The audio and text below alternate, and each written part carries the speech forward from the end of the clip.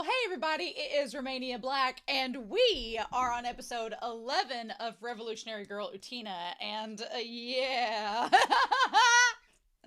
I couldn't really wait after watching episode 10. I was like, oh, episodes 9 and 10 have been so good. So good. And I was like, oh, I need to get to episode 11. That needs to happen.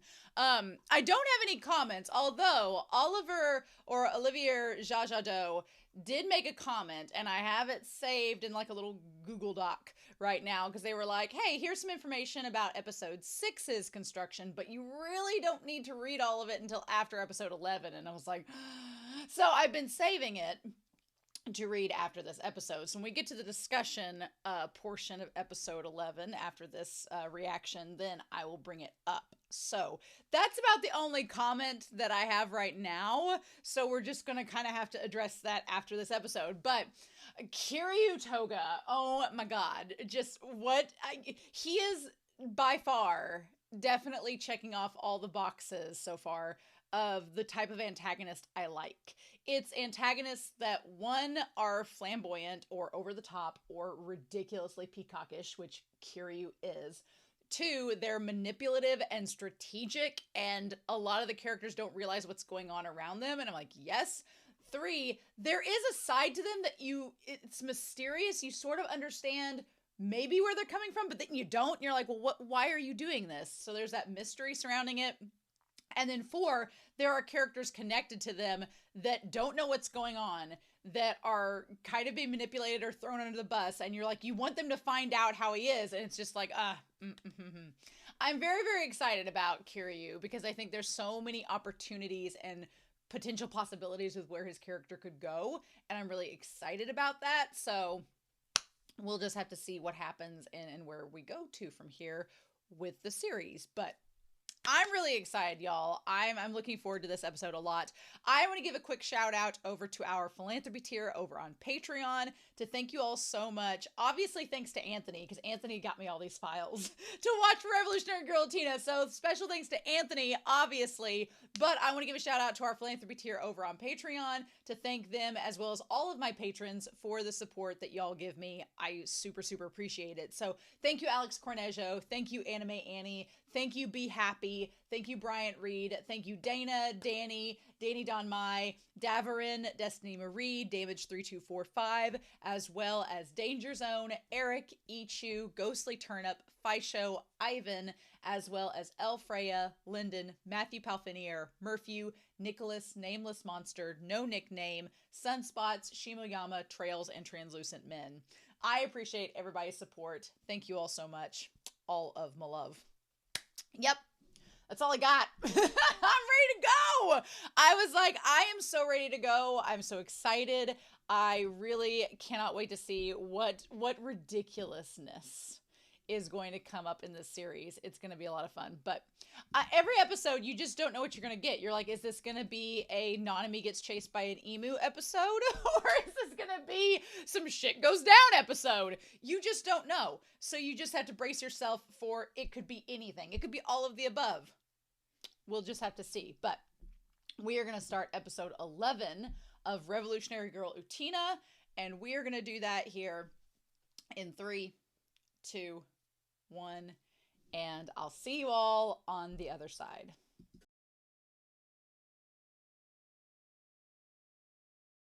It is so hard to not watch the preview. It's so hard, but I'm recording ahead, so I have to tell people in the comments, but I've had several people in the comments be like, don't watch the previews, they're gonna spoil you, and I'm like, and I think that earlier on, it was okay, because there were some comedy episodes, and there were some episodes where it was just like a two-parter, and you're like, okay, well, it's a fun little preview, but now, I feel like this episode was the end of the first act officially. I feel like the first act of Utena, because there's 39 episodes in the movie, so I feel like this felt like the end of the first act, actually. Not last episode, but this one. Because, yeah, we've set up these characters, and we've had stuff go down, and now Kiryuu has control over Anthe, and it's like, yep. Look, so I'm not gonna watch the preview. I'm not gonna watch it.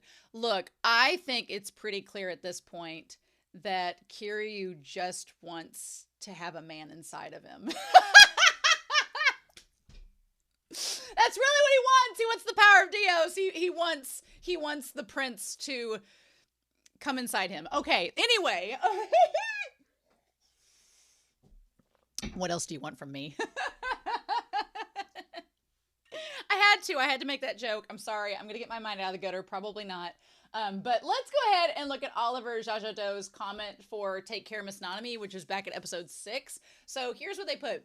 This was the production notes for episode 6, which was the episode with Nanami and a kangaroo. Remember those times? Remember how fun those times were back when we had kangaroos and that was the least of our worries? Were kangaroos and bulls and horses raging through campus and threatening Nanami, which she deserves because she's a cat murderer. What a weird show. But it says this episode originally went into production as episode 8. Oh, it was in production as episode 8 during scripting, storyboarding, and even after animation started, but it got switched in the broadcast order with episode 6, Curried High Trip, which broadcasts as episode 8, because that episode fell behind schedule. So, because I always called this episode 8 during the production process, the impression stuck in my mind to this day that Curry is episode 6 and Kangaroo is episode 8. You know, now that I've watched both of those episodes, it honestly, yeah, I feel like episode 8 does feel like maybe a backtrack because we have Nanami and her whole thing, and then episode 6 is getting more in line with Kiryuu, and that would track if episode 8 was Kiryuu and that whole incident with the kangaroo, and then episode 9 was the whole thing with Saionji and Kiryuu. Wow, yeah, that would kind of make sense that you would have Kiryuu's moment in episode 8 with the kangaroo, and then that would lead into his storyline for these last 3 episodes. That would have made a lot more sense, actually. So interesting how that ends up working. It's a comedic story, but it shows Nanami's feelings for Touga. This wasn't just about Nanami. It was also about how we'd present Touga. The original plan was connect stories with a Touga episodes theme. Yep, first in episode 8, we'd show Nanami's feelings for Touga in a comedic way. Then in 9, we'd show Touga in contrast with Saionji. And then in 10, we'd show Touga using Nanami's feelings for him. And finally, in episode 11, we'd show Touga facing off against Utena. So that's what it originally was. Okay. I mean, it works out in the end because it keeps you thinking about Touga, even back in episode 6, but that would have made a lot more sense. I'd used a group of 3 identical characters before in Sailor Moon S. Sailor Moon S is the one with Saturn and Hotaru. Are they talking about the Amazon trio? Are they talking about that? It was strangely fun, so I tried sticking them in this show too. The staff liked them too. It was probably more like the staff found them convenient. So we turned them into semi-regular characters. It's largely thanks to Miss Hayashi, the animation director, that the production troubles weren't reflected in the quality of the episode. I like how Touga looks so unnecessarily cool during the climax when he defeats the kangaroo. Unnecessarily cool describing Kiryuu Touga is highly fitting, I think, for this story. Highly fitting. Wow, so that's real fun. That's actually fun. That actually makes a lot more sense now, because having watched episodes 6 and 8, I could totally see them switched. And I could totally see this working better with the trajectory they were trying to do, but they were behind schedule. Again, Eva and Utena showing their similarities in production schedules and it affecting the episodes. So anyway, oh my God, this episode. Well, we had Gracefully Ruthless is the one who plucks the flower. Is the one who plucks the flower and Gracefully Ruthless sounds like a very sexual theme. It sounds like, I mean, it is literally Kiryuu plucking her innocence, essentially, and her innocence in thinking that she alone could be the one to save Anthe, and if that's even what she wants. Okay, so let's talk about this. We're going to put Utena up here on the board and where she's at, and we're also going to put Kiryuu Touga. Touga, so y'all know who I'm talking about, apparently. And then we're going to put Anthe over here. We're going to put Anthe down here.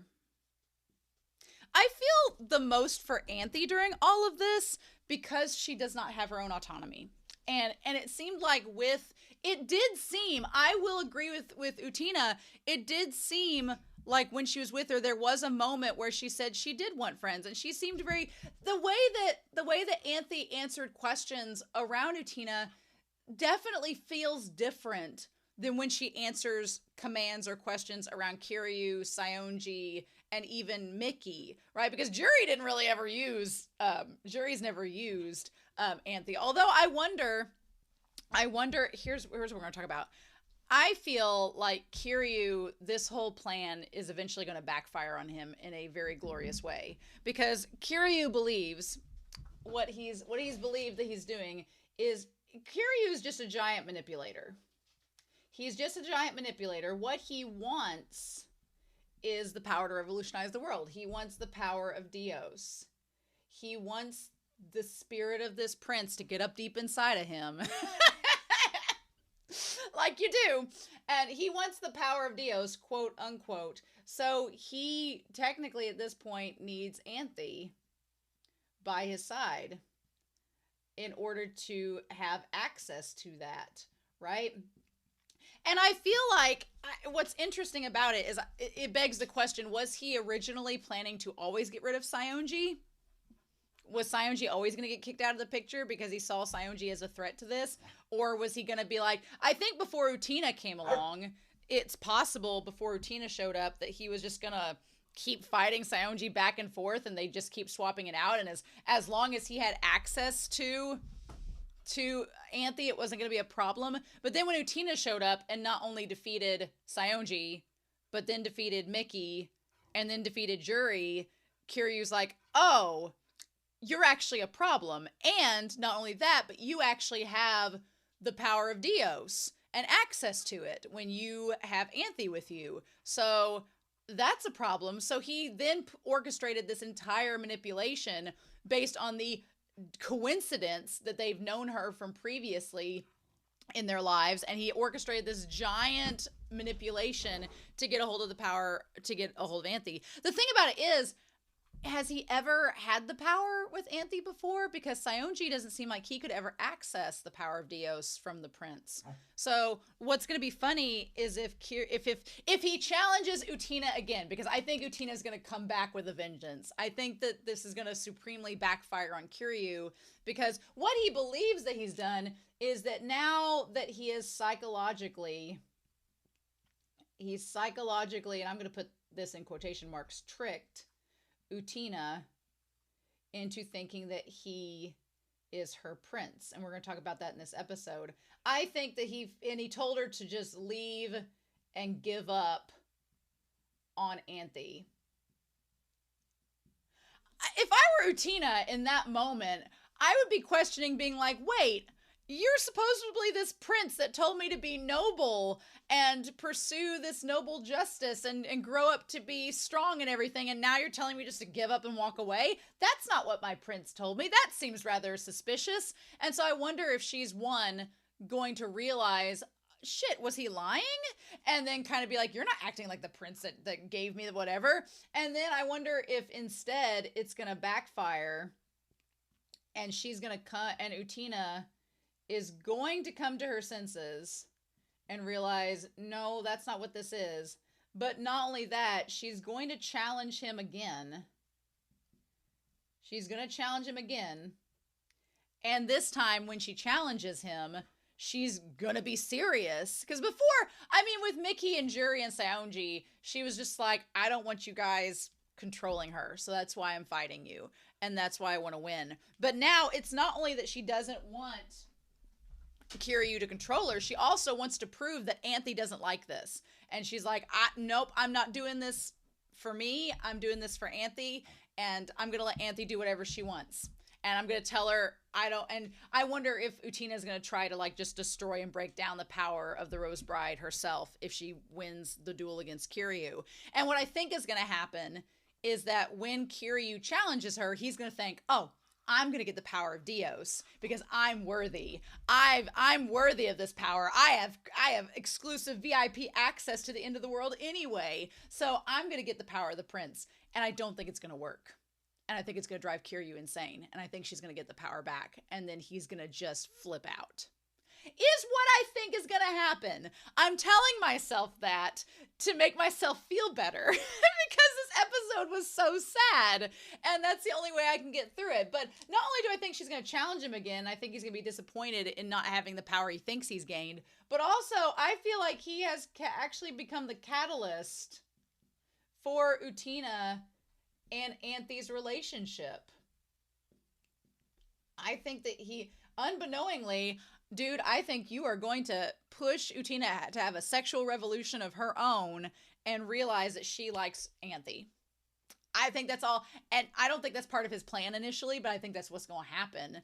And I think that if for some reason she isn't able to beat Kiryuu that second time around, I feel like if Utena, like, expresses her feelings to someone like Jury, for example, who is a lesbian, and Jury's like, oh, you like Anthy. Girl, solidarity. Let me help you out. I feel like that's it, right? Because, and Jury's a good fencer, so Jury would be somebody who could challenge Kiryuu legitimately with her own skills. Mickey, nah. Mickey's a good fencer. He's great, but we know that Jury's better than him. So we got to go with Jury there, right? And I would honestly love if by the end of the series, and I'm only in episode 11, so I'm really getting ahead of the curve here, but I would really love if by the end of this series, all of them turned on Kiryuu. Because Kiryuu has been manipulating all of them. So if Saionji comes back and he's like, bitch, where's my diary? You burned it, what? And Mickey's like, you've been making out with my sister and manipulating me with it, what? And Jury's like, wait, you didn't give a shit about me and you've been doing this bullshit, what? And they all just turned on Kiryuu. I like some Scar, Pride Lands, hyena business. I need that to happen. I would be all for it. All for it. But I feel like Kiryuu's going to get his comeuppance because characters like this tend to. My dogs are going to play. But we're going to have to see. We're going to have to see. What are you doing, Huckleberry? Being all ridiculous. So anyway, can we talk about Wakaba when we get into Utena here? I really like Wakaba. She's a lot of fun. And honestly, I didn't know how I would feel about Wakaba because she strikes me as like the Molly equivalent from Sailor Moon, whatever her Japanese name was. In the English dub, it was Molly. But I really like Wakaba. She's come a long way since the start of the series, and I feel like Wakaba is going to be necessary for Utena. I feel like Wakaba is going to be someone that's going to bring Utena out of her funk, which is going to need to happen. So I'm really excited about that. But yeah, Wakaba could not be more blatant in her being like, I love you, Utena. I made you food. Or don't you love me back? And Utena's like, what?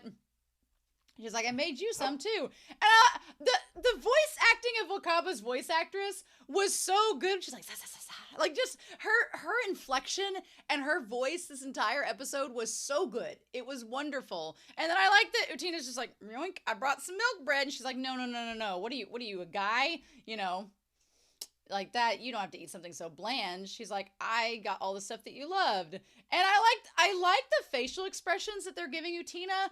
Utena before was very much, she has, you know, she started out in the place of being vulnerable as a kid until the prince, right? Until the prince. And then she had this strength from the prince's words and she tried to live them out. And then she kind of realized how hollow those were when they were challenged. And so now she's going through this period of self, you know, reflection and questioning, you know, what are my priorities? What do I care about? And I understand why she feels so conflicted, because if you had somebody in your past, you know, the phrase don't meet your heroes. If you had someone in your past that was so influential on you and changed your entire trajectory of your agency and identity, and then you met them and you were like, oh, you're them? Oh no. Then it would make you question, like, if this is the person I've been looking up to, what does that say about me? And what do I do with that? And can I fight somebody that's been so impactful on my entire existence? So yeah, I get why she was struggling this episode a lot, but I feel like during this period of self-reflection, she's going to be like, screw Kiryuu and this concept of the prince. and it's going to force her to become herself and what she actually is. Somebody that probably is vulnerable, but also is fighting for her principles and not being influenced by a man, you know? Viva la feminism. So I really am excited about that. But anytime a character goes through this period of like self-discovery and growth, it's always like a period of, oh my gosh, you got to hit rock bottom before you claw your way back to the top, right? I gonna just sing the Lion King as Wakaba and Utena roll down the hill. Can you feel the love tonight? What can we do? So anyway, Wakaba also makes the cutest little bento boxes, like the heart-shaped ginger and stuff over atop the rice, and the heart-shaped eggs and everything. Like, it looks so cute. And she's like, it looks really pretty, right? And she's like, well, love and admiration aside, it looks tasty. She's like, well, other than you hitting on me, it looks great. So, of course. And then that's where Anthe shows up. She's like, I am pretty amazing.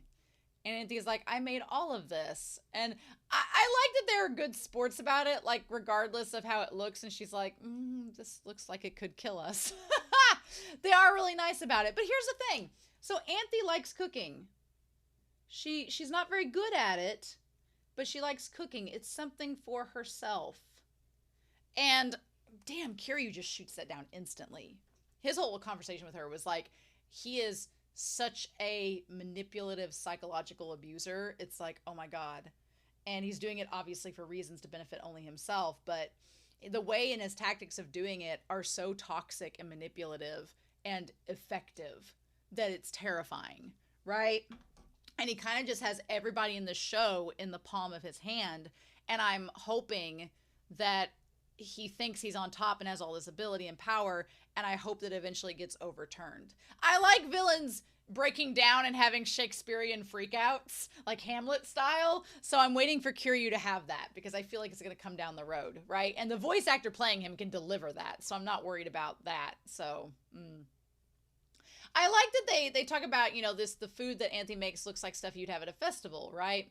Meanwhile, I like that Kiryuu's just over here, like, with his opera glasses, watching them from afar like a freaking weird stalker, and Mickey sees him and is like, what are you doing? I like that Mickey's like, hey, Mickey's onto him. Mickey seems like, you're doing weird things. What are you doing? Again, I feel like Mickey and Juri are eventually going to help Utena. They're going to come around and help her. Nanami is going to be the last to help, right? I feel like even Saionji would help Utena because he'd be pissed at Kiryuu for betraying him. Nanami will probably be the one that doesn't, unless she is deliberately, you know, betrayed by Kiryuu. I feel like Nanami is going to be the last on board with any of this.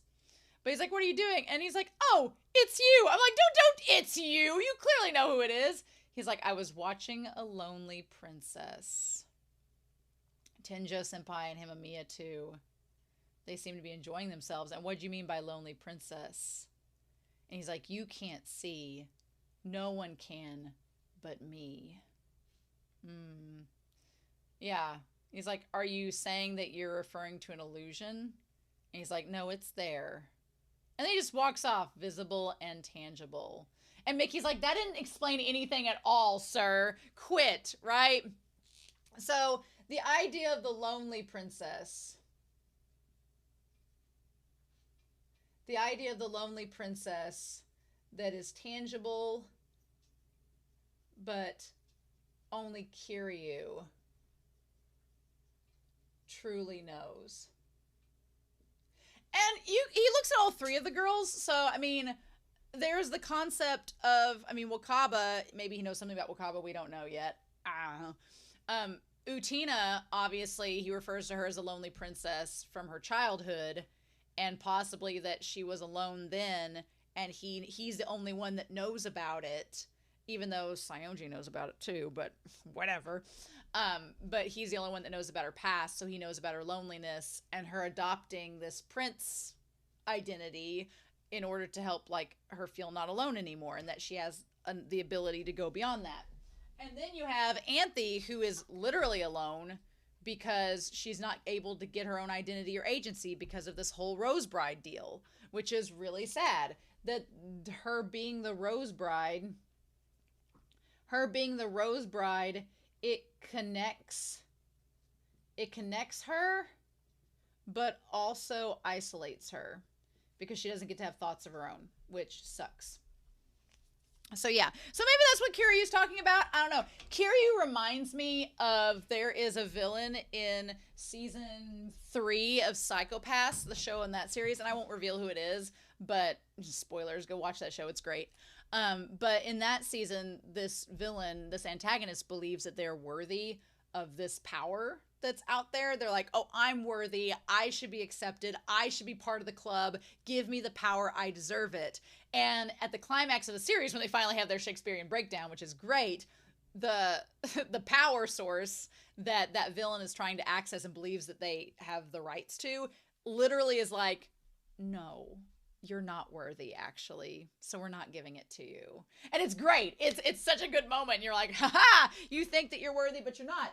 And I feel like that's going to happen with Kiryuu, where Kiryuu's like, well, I'm worthy of the power of Dios. Only I can see these things, and I'm worthy more than anyone, and I've been orchestrating all this and working behind the scenes to make it happen, so I deserve it more than anyone else. And I feel like the power of Dios is going to be like, well, you don't have any love in your heart, and you're a bastard, so you don't get it, so... And I feel like Utena's going to be like, you're a fraud, and then call him out on it. Or at least that's what I hope ends up happening. I don't know if we're going to get that, but we'll see. So then Utena's having a great time, but then she sees Kiryuu. And all the girls like fawning over him, and he's like, get out of my way, I got things to do. And I feel bad for Utena because she clearly is sad about this. She's like, oh, I thought, one, the prince was someone that was just special to me, but he's got this, you know, giant group of fangirls. But not only that, it's the concept of, with Kiryuu, he's not exactly the prince that she saw in her dreams. He don't even look like him. But she's like, oh, I was imagining a lavender-haired guy. Right? So I feel for her because she's like, oh, he's not what I expected.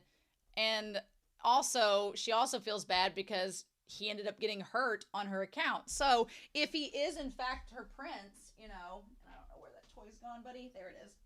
If he is in fact her prince, she not only has been kind of ignoring him and saying some, you know, kind of rude things to him throughout the series because she wants him to keep away from her, but he also got hurt on her watch. So of course she would feel bad about it. She's like, how can I repay back the guy that literally was my savior back when I was a kid if I let him get hurt? And he did, I think for Utena, I really want her to realize that Kiryuu has never really come out. He does come out and say in this episode that he's her prince. He nods and he's like, mm-hmm. And I'm like, you bastard. But I think when she thinks about it long enough, she'll be like, wait a minute, this stuff doesn't add up. Was he manipulating me? I hope she comes to that realization. I really do. Or I hope she actually meets her prince. I hope this power of Dios manifests into something real and she can be like, well, isn't it him, not you? And then he'll be like, I was lying the whole time. And she'll be like, you bastard, like we all are. So, because he says, well, wasn't your prince a guy like me? And she's like, well, I mean, kind of, didn't look anything like you. Could he be my prince from back then?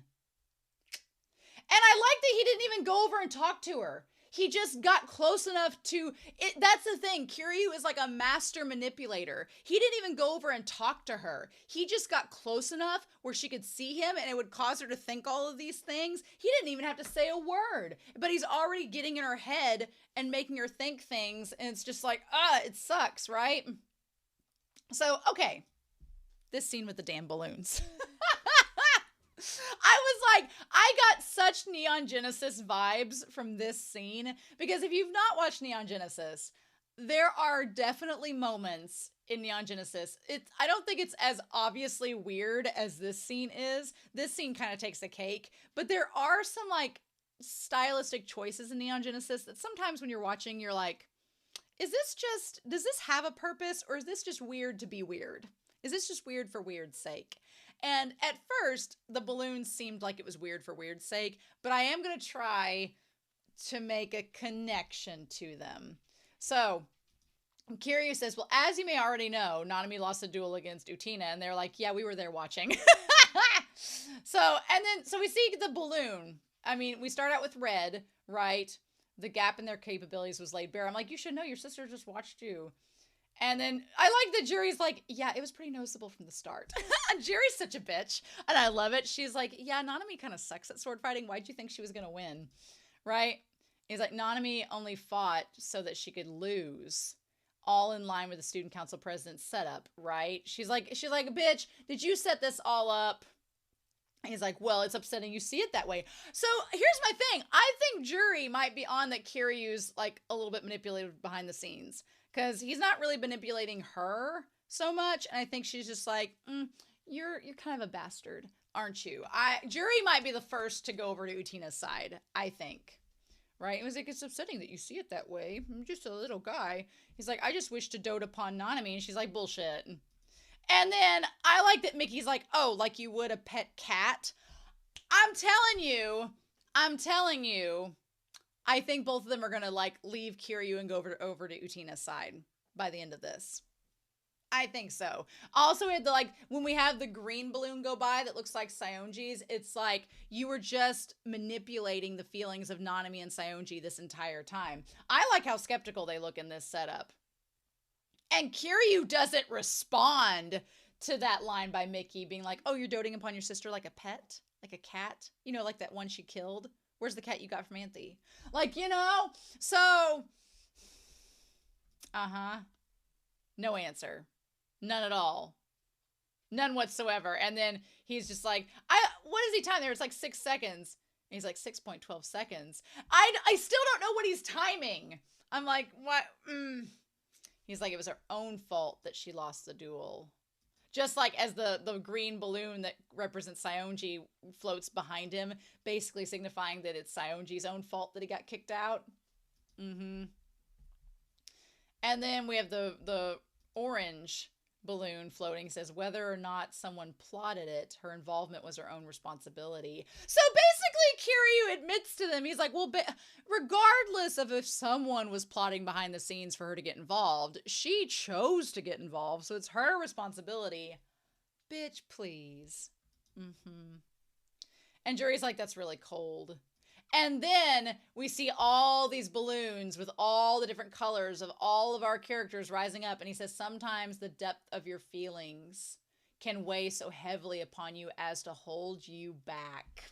So that's the whole thing with the balloons. He's like, I love that Kiryuu is basically saying that emotions or feelings towards others, they hold you back.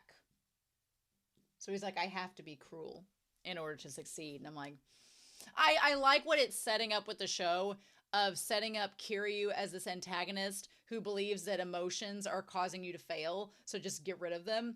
And then you have Utena, who I think after this episode is going to be like, her feelings are going to be the catalyst towards her success. So I like what that's setting up here. I think it's really, really cool. And Mickey's just like, looks skeptical. It's like, the stronger the feelings, the stronger the effect. What a bastard. What a manipulative bitch.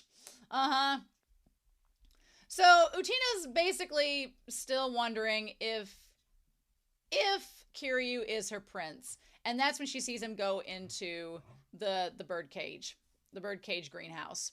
Of course, he walks by all the roses that are pink like Utena. Imagine that. And then sees Anthe.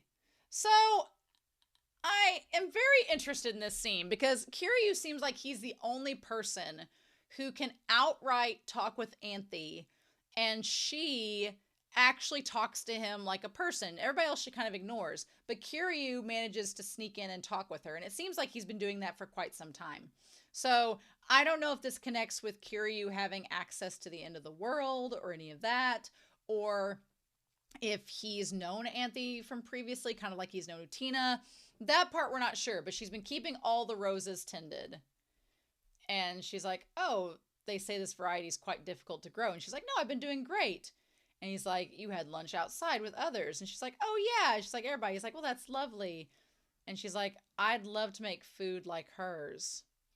And he's like, oh, the Rose Bride cooking?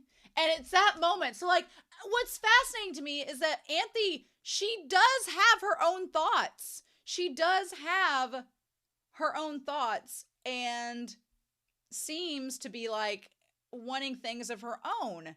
But the moment she mentions it, he instantly shoots it down. That's like psychological abuse. That's toxicity. Like just shoots her down and says, "You don't need to do anything but tend to the roses. This bird cage is yours where you belong, and you're its beautiful little bird in the bird cage. And I want to possess this cage and everything in it." I mean, you can't get more clear cut than that. He wants to control her and the power that she has. And he's like, "I'm never going to let you leave." And that's when Utena's like, "No, get away from her." So yeah, clearly Utena is his biggest threat, because Utena is the only person so far that sees Himamiya as wanting to be someone that's not bound to anybody. And she's like, "Do you only see her as the Rose Bride?" And he's like, "Is that wrong?" She's like, "Yeah, very wrong. She's a normal girl." And when Kiryuu's like, "Are you just a normal girl?" And Himamiya's like, "Well, I'm not just a normal girl. I have this power in all of this." So I feel like Utena, she wants Anthe to not be the Rose Bride, and she's wanting it so that she's not taken advantage of. And that's really admirable, but at the same time, her not wanting her to be taken advantage of right now, it's because that's the one thing keeping Utena dueling. And Utena doesn't want to duel, but she feels like she has to, because she's like, "Oh, I have to keep Anthe safe." So the duels are a way to protect, but at this point it's become kind of a liability for Utena, and it's causing her a lot of stress, because she's like, "Well, what if I can't protect her? Or what if people get hurt during the duels? If you're just not the Rose Bride, we won't have to worry about any of this." But the thing about that is, I think Anthe may like being special. She may like having the power of Dios, and she may like tending to the roses, but her problem is she can't really be her own person and be special because of what's going on with the council and all of this. So I feel like while Utena wants to protect Anthe and has her interests in mind, up until this episode, Utena also has kind of been doing it for herself. She's not thinking of what Anthe wants necessarily. She's just projecting her own vision of what Anthe wants onto her. And that's still what the others are doing. Utena's is just a nicer form of that. And Kiryuu kind of calls her out on it. And she's like, "Well, you don't like having to be the Rose Bride, right?" Because even asking that question is begging her to answer in a way that the Rose Bride would answer as, right? And she's like, "What do you want from me?" He's like, "Oh, as your prince, I have something to tell you." And she's like, "Are you really him now?" And he's like, "Oh, yes, of course I am." And she's like, "Oh, God, this is weird." And she's like, "I was crying when I met him." And he's like, "Was it like this when he went to kiss her?" But here's the thing. She went to kiss him, but did he actually do it? No, he didn't. And I'm like, bitch. So was she imagining that he was going to do it like she envisioned? Or was he just trying to get her to believe that that was what was going to happen? But it didn't actually happen. So I'm like, girl, read the room. And poor Anthe's sitting there like, uh-oh, what do I do? And she's like, "We're being a little bit improper in front of Anthe, two people kissing in front of her." And Utena's like, "Oh, shit, well, this is not good." And he's like, "I have to duel you." And she's like, "The prince who saved me when I was little, I came to this school so I could see him again. And now I have to fight him." And she was about to take off the ring when Anthe shows up. So I don't know if she's going to take off the ring or not. I don't know. Kiryuu would probably like that. Kiryuu would love it if she'd take off the ring and just forget all about this, let him have the power of Dios, and go on and live her life. But I feel like after this episode, she's going to go through a period of being sad, but then she's going to bounce back and be like, "No, this isn't right." And maybe she'll be like, "I thought you were somebody when I was little, and you're not the person I thought you were, so bitch, I don't need a man. I'm going to be myself." Like, I'm hoping that's what ends up happening. And so then Utena's like, Anthe talks to her about the lunch, and the two of them talk together, and it's not a conversation that's generated by Utena controlling her. And then she's like, she's a good friend. She's like, why don't you try to become friends with her? And Wakaba doesn't necessarily answer her right away. And so Utena's like, oh, well, I'm sorry, I didn't mean to make this uncomfortable. You know, you got choo-choo, so I guess you are fine. But then that's when she's like, I wish I could befriend her. And I love that shot of the window with both of them in that distance between them. And Utena being like, well, I'm sure they would accept you if you approach them with an open heart. And she's like, I'll help you out. And Anthony's like, okay, I'll try to befriend Wakaba. But here's the line. Whenever Utena says, only I can make her back into a normal girl. That's the problem. No, Anthy's the only one who can choose, in the end, what type of girl she's going to be. That's like saying only the prince. So that's like saying only the prince can make you strong. That's wrong. That's not it at all, as we've come to realize with this. No, the prince isn't what makes you strong. You're the one that makes you strong. You just need to have confidence in yourself. And maybe the prince gave you that confidence, but in the end, you're the one that makes the decisions. You're the one that does the thing. So you're the one that has to decide in the end how you're going to be as a person. Nobody can make you do that. And for Anthy, she needs to be the one to decide if she's going to be a Rose Bride or not, or if she's going to listen to people. And for some reason, this power of Dios is making her listen to whoever has that power as well. But, Utena needs to realize that she's not the one that needs to make Anthy a normal girl. It needs to be Anthy to do it.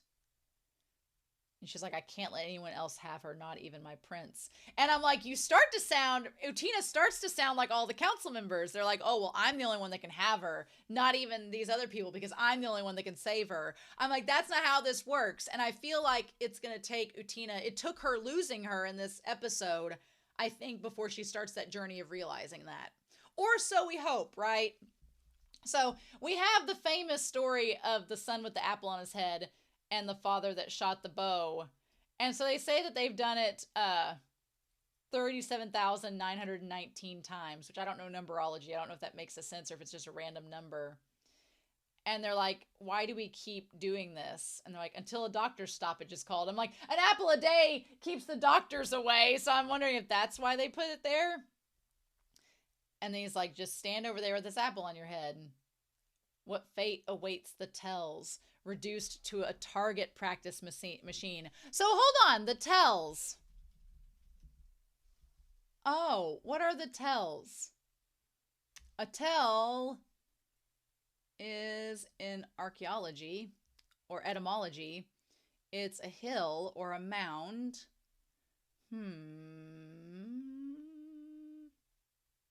Interesting.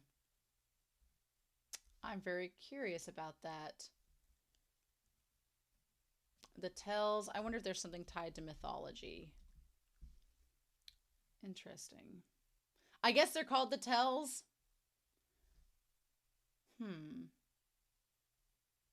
There's something on here about gods creating reality by telling stories, which would seem to connect to them. So maybe that's it. So they're called the tells. So now we can call them something. They're not just the Shadow Girls or the Greek choir. They're the tells. Reduced to a target practice machine. So, do you know their fate? Interesting.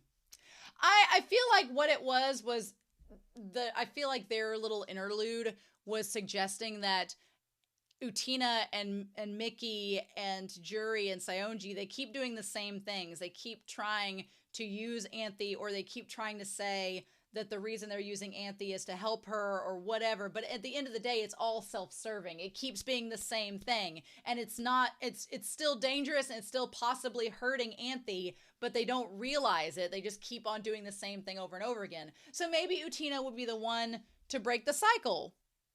Possibly. We'll have to see about that. But yeah, so we go up here to, and honestly, it's a little bit different, where the two of them see each other and they grab each other's hand, and it's really sweet. And I was like, the moment they grabbed each other's hand and like smiled at each other, I'm like, shit, she's gonna lose this duel. It's like they're making us feel this sense of complacency and calm. Nah, she's gonna lose this duel against Kiryuu. Shit. But yeah, she's like, do we really have to fight each other? And he's like, yes. And so then, thus we start. And he's like, well then, here we go. He's like, excuse me, cutting into your busy schedule. I'm like, womp womp. And she's like, let's go. So as far as the lyrics of the song go, there's not as many, but I really wanted to make note. The very first opening line where he's like, treat me like an actual opponent. I think she's going to in the future. I think she's going to be like, screw you, Prince. I'm going to fight you for real. But it says, a binding spell sealed without a mark. So the binding spell, I wonder if the binding spell is linking the power of Dios between Anthe and the prince. We still don't know if the prince, if he's a ghost of an actual person, if he is an actual person, if the spirit of Dios possessed Kiryuu and that's when he met her long ago. We don't know yet. But I wonder if like the binding spell, it binds whoever has the power of Dios and Anthe together. And it's sealed without a mark. So it's not noticeable, but it's there. That sealing, that binding spell exists. Maybe. So it says an iron mask of misfortune. The iron mask of misfortune, I feel like it could apply to Kiryuu, being like he's put up a mask and it's just leading to all this misfortune. Or he's convinced himself that things are the way that they have to be for certain reasons. And that's the iron mask. Or maybe the iron mask is talking about Anthe and what she has to wear as the Rose Bride. I don't know. But Kiryuu does note that Utena is not anything but an amateur swords fighter. It's the power of Dios that poses the problem. So he's like, even though I could beat her under a normal circumstance, as long as she has the power of Dios, which is connected to Anthe, she can beat anybody because the prince's spirit comes down and inhabits her. So that's why he needs to get her out of the way, which is why he's been emotionally manipulating her this entire time. And getting it to where when she's just about to strike him and lose the battle, and he knows it's going to come out, right? Just when that's about to happen, he's going to take advantage and make her question whether she should hit him or not. And she's not going to, right? So he goes to strike at her, but it misses. And there's blue skies, seas, and blowing wind, right? I like that it just, her shadow almost moves before she does, which is crazy. And he's like, okay, it's time. And then she's like, I can't lose. Grass, rabbits, and the flowing river. And he's like, show me the power of Dios. And her ring glows, and that gets him to come down. Time is, the ages are unchanging. And then there he be. And he flow. And then, of course, Kiryuu's like, there he is. And she gets possessed by him. So I'm curious what his deal is. We say our blood is what makes us human. And then they go at each other. Humans drowning in our own teachings. Maybe that they know too much. We say nothing deeper than humans are humans. Okay. And then he just basically like, he opens up, we're always the same. And he's like, are you going to attack me? Seeing it by day, missing it by night. Fighting evil by moonlight, winning love by daylight. You know, that old song and dance. Anagram.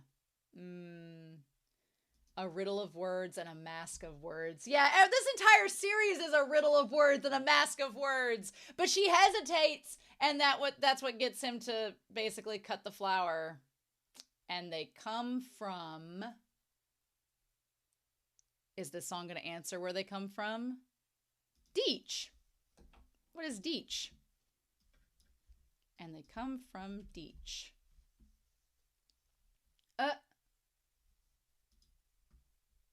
In two parts. Pairs. Oh! In two or apart. Okay, so is it referring to Anthe and the prince? That the power of Dios is in two parts, which would tie to, you know, like there's always yin and yang, there's a man and a woman, or there's two individuals that are lovers. If you have lovers, there has to be at least two. That seems to be what it's suggesting. Interesting. But yeah, her rose ends up getting smashed. It's so sad watching the sword, like, watching it all disappear. You know what this reminded me of? It sucks because it feels like Aladdin, like whenever Jafar gets the lamp and he becomes the Sultan and he sends Prince Ali, like say goodbye to Prince Ali, like sends Utena packing. That's what it feels like. And Anthe's like the genie being like, sorry kid, I got a new master now. And it's like, no! That's what it felt like. That's what this whole scene felt like. And Kiryuu has the audacity to be like, well, your wish came true. You don't have to be in these meaningless duels anymore. He's like, let's go, Anthe. I hate it. And she's like, she's literally like Aladdin and the genie. She's like, she just wants to be a normal girl. And she's like, if I don't stay by her side, she's like, I don't need the power to revolutionize the world, but Himamiya needs me. And I'm like, no, Himamiya needs confidence in herself. You can help her, but she doesn't need you. She'll be all on her own again. And that's when... And that's not what you gotta say, Utena. That's not how this goes. And Kiryuu just calls her out, being like, Himamiya Anthe is betrothed to the victor of the duel. What's interesting is that we have this silhouette, right?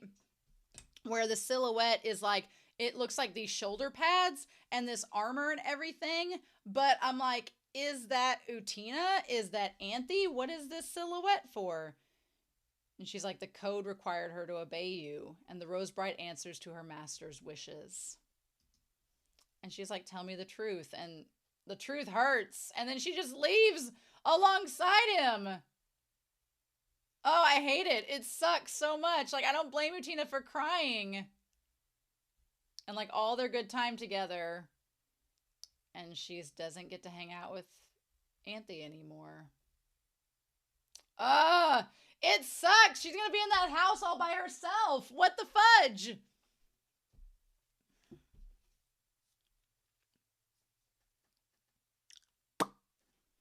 I don't know. I'm gonna probably watch other things while I wait on the comments, but it's gonna be very hard to do so. I'll be like, no! I'm not ready. I'm not ready for it, let me tell you. So, yeah, oh my god. So, yeah, what do? So now Utena has to work her way back up. Start at the bottom of the ladder again. What I was gonna say is the power of Dios.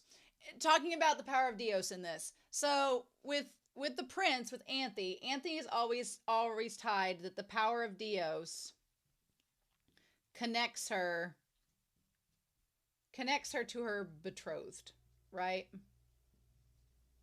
And that's how this works. So were Anthe and the prince originally supposed to be betrothed? We don't know. But then you have Utena, who connects to the power of Dios as well, and that allows her to be with Anthe. So is this just going to all be a giant, like, threesome? Is this going to be the prince, Anthe, and Utena by the end of this? Or, I mean, Utena could be our bisexual queen. We don't know. But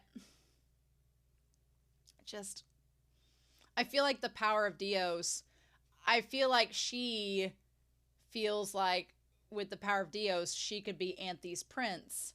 But she herself, Utena herself, is a princess who the power of Dios influenced. So I'm going to need to watch the next episode. It's going to be rough, right? We're only on episode 11. So I'm telling myself to make myself feel better that it's going to be rough for a while. But I have a feeling Utena and Anthe will be together in the end. So like any good story, we just have to get there. I want Kiryuu to get his comeuppance by the end of this series so badly because he's such a bastard.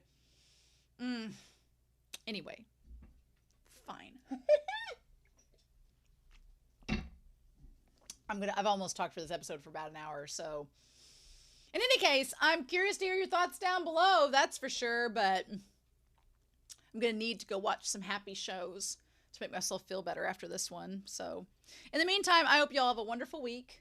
Please stay safe, take care, and yeah, I'll be back very soon with more Revolutionary Girl Utena.